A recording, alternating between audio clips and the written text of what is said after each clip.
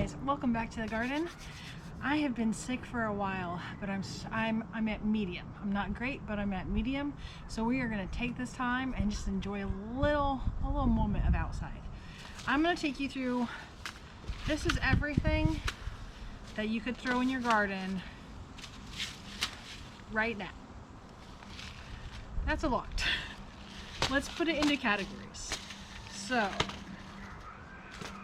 all right, I'm going to start with the most important. What I'm starting inside right now is going to be some tomatoes and peppers. Now, most of my peppers I've overwintered from last year, and they're doing really well. So there's no need for me to start more. But there's a couple of varieties that I don't have yet. So there is a poblano or an ancho pepper. I would like to have some of those, please. And Hatch's peppers. So I'm going to be starting both of these this week. I'm going to use a heat mat underneath, and I'm going to put it directly under the lights. So the lights inside, you want them about 2 or 3 inches from the top of the tallest plant. So since they haven't started yet, the soil.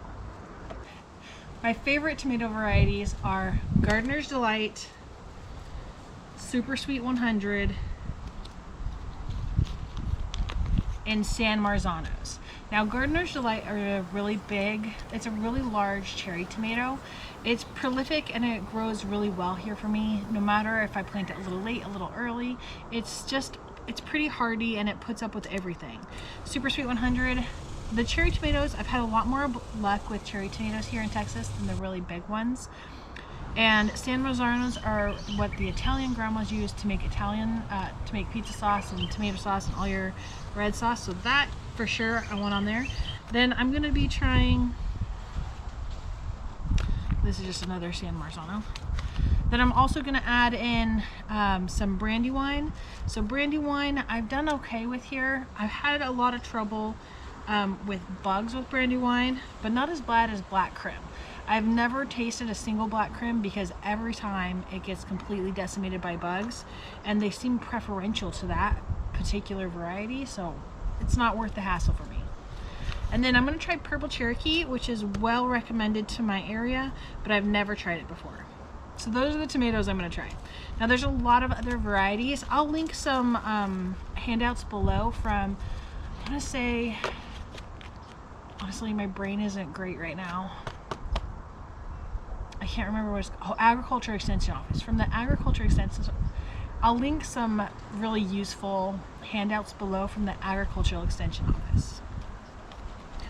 Okay, I'm also going to start some tomatillos. So tomatillos grow just like tomatoes, but you have to have 2 because they have to cross-pollinate for them to be able to be fertilized and get you some actual fruit. So I'm going to grow some of those. And that's it for what I'm starting. That's a warm weather, needs lots of babying crops. We're still expecting some pretty intense cold coming up. Next Monday, it looks like we're going to be in the 20s, so we don't want to start anything that's going to be really tender. Now remember, even if it's really cold hardy, baby plants, your little seedlings, those are still going to need a lot of protection.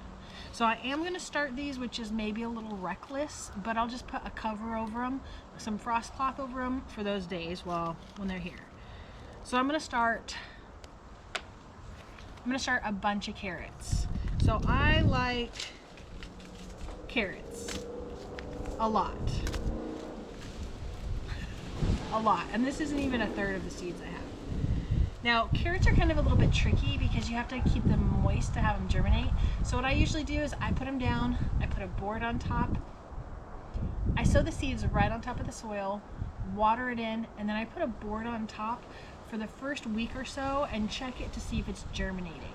And then once it germinates, I just make sure I keep it well watered so it doesn't dry out. Now, not like sodded, we don't want to drown it, but we want to make sure that it's not struggling for water. For those first 3 to 4 weeks, those are the really crucial time to start to get established, and then it'll start to be able to handle water less and less often. Carrots. I'm also going to start some radishes. Radishes grow really fast.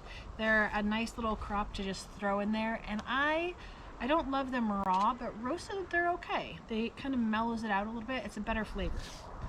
I've never tried turnips, but I started a huge new bed and I have plenty of space to try. So I'm gonna throw some of the turnips in and just see what happens.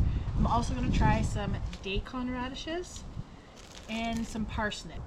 All of these are root crops that do well in the cold, but they will need protection if we get below freezing for the first few weeks, just to let them get established. They're just babies, you know, they need a little help. With our root crops, I like to interplant things like greens. So I'm going to be starting things like spinach, bok choy, arugula. I got 2 different types of arugula, lettuces, and Swiss chard. These are pretty hardy once they get past the seedling stage. I'm going to start these just under, I have a little row tunnel right now over my broccoli and my cabbage area because we had a big freeze this week, and we're expecting another couple of freezes before the end of winter. But if I start these in there, these will do really well and they'll take off, and we'll have tons of salad and greens to use all through the beginnings part of spring and early summer. Herbs do really well in the winter. I'm going to be starting some garlic and some onion chives. I'm going to start some thyme, some cilantro, some dill, and some parsley. Now, I was very surprised. I had dill already growing in the garden, and we had some pretty strong freezes this week, down into the low 20s, and it was completely iced over, and I thought it was dead. They came back like not even a problem. So I did not realize how cold tolerant dill is once it's established.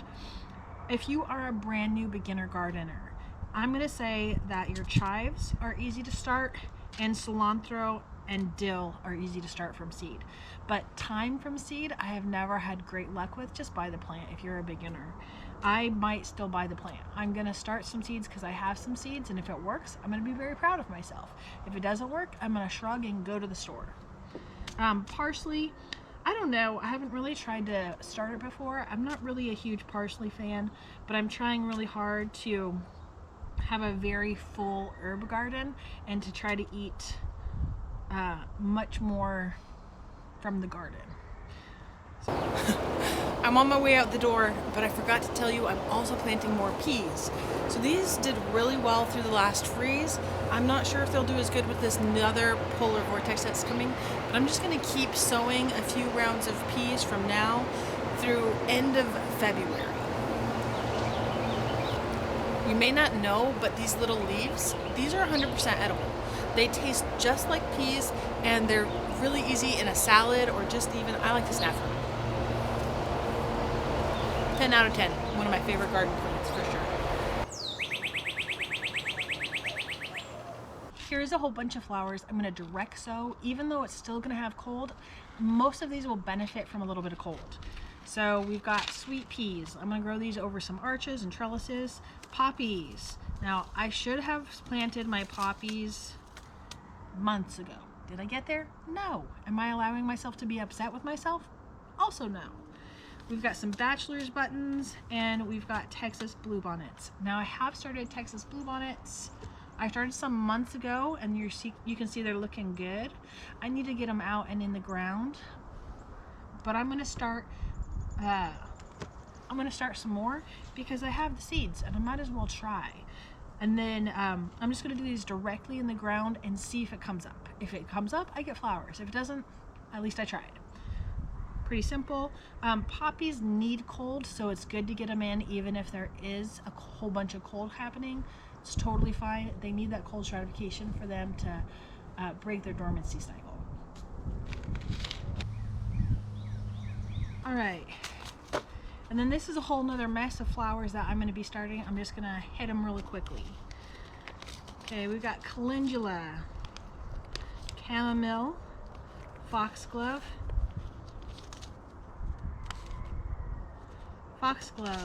coneflower, various types of lupins, various types of delphiniums. Now I got a lot more than this, but all of the ones I'm showing you right now, I'm going to be starting in trays inside. So they do better as a transplant in early spring. So I'm starting them now, so I have about 6 weeks before they go out, maybe as many as 8, depends on our crazy weather. All right, we've also got Cuspedia, yarrow, status. I think this is another type of status. Yeah, it's a blue status. Borage, feverfew. Now feverfew I thought was the same thing as chamomile. Turns out they are not the same. So I'm going to be growing some of each. Winter savory and Persian crest. Now Persian crest, I bought these seeds from Gardener's Workshop. They don't have pictures on their packet, but Persian crest is one of my favorite filler flowers I get over from the HEB flower market because I'm super fancy. But they're just, it's a really light, airy little flower. They grow well. I grew them a couple of years ago and I really enjoyed them, and I had a hard time finding seeds. So I used the Gardener's Workshop. I'll link them down below. This is not sponsored. I'm just sharing who I've liked. And I also bought seeds from Wilhite. I think that they're local here in Texas. Yeah, they're from Poolville, Texas. They've given me good seeds, and my brain is in. I liked them. That's all you really need to know, right? So I'll link both of those down below. Give them a little shout out.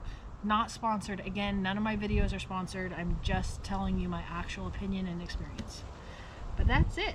That is a lot of things to be starting right now. Realistically, am I gonna get there? No. Not all of this is gonna happen, and that's okay. You don't have to be perfect to enjoy gardening. To be honest, my favorite part of gardening is just sitting in the garden and watching the birds. Now this year, this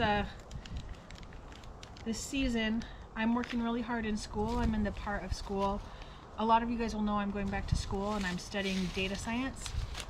I'm in that part where you're doing heavy projects and I'm not very good at it. So it's going to be very time intensive. I do not know how much time and energy I'm going to have to spend in the garden, but I know that I'm going to spend time in the garden because otherwise I'll go nuts, and there's only so long you can look at a computer. So I've made a really flexible garden plan. I've dreamed big and I put together a pretty thick plan of everything I wanted to plant, and I made it all kind of cram in there and fit in there. But I've also given myself like a safety net of, okay, if you miss the window to plant this, then you can still throw in these kinds of seeds anytime. Or if you miss the window on this, here's something else you could plant instead. So I've planned it with vegetables and herbs primarily, and flowers being fillers and backups, because I want to make sure that I'm still taking care of my pollinators regardless of if I'm up to dealing with the produce. It's usually not a problem to get the veggies in the garden. It's hard to keep up with harvesting everything and processing it and all of that. That's a lot. That's a whole like second job. So we'll see what we get to. I've shared everything down below, so you've got links to my garden plan, everything from the Agriculture Extension Office. I'm going to link everything that I talked about there. So hopefully that this is a one-stop shop for you guys to get started. Bye. This week's garden chores. You should spend some time really planning your garden. Look through the seed catalogs, browse social media for inspiration. Order your seed potatoes. Time to start chitting them. You can always just pick some up at the feed store. They usually have them end of January, early February. Check and repair any structures.